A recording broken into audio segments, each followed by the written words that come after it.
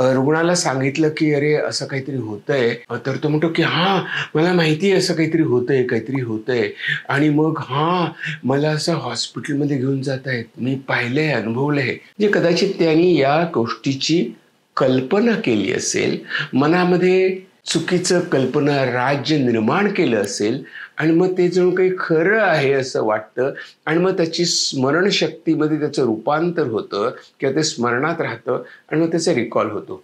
अशी परिस्थिती कधी कधी तीव्र स्वरूपाचा एक विशिष्ट प्रकारचा ज्याला अपस्मार म्हणतात, टेम्पोरल एपिलेप्सी म्हणतात, त्याच्यामध्ये घडू शकतो. अर्थात ज्या कोणाला असं वाटत असेल त्यांनी लगेच धाव घेऊन की अरे बापरे आता मला एपिलेप्सीचा अटॅक आलेला दिसतोय, असं नाहीये. तर अशा वेळेला या व्यक्तीशी जवळजवळ बसून त्याला शांत करणं खूप गरजेचं असतं. मानसशास्त्रामधले हे वेगळे अनुभव आहेत आणि मानसशास्त्रात मध्ये वेगवेगळ्या प्रकारच्या अनुभवाचा अभ्यास केला जातो. एवढं लक्षात ठेवलं तरी पुरे आहे ना.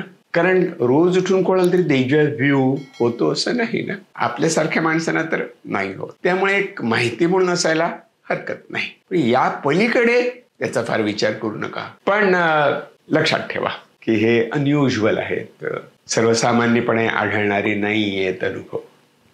बस और कुछ नहीं.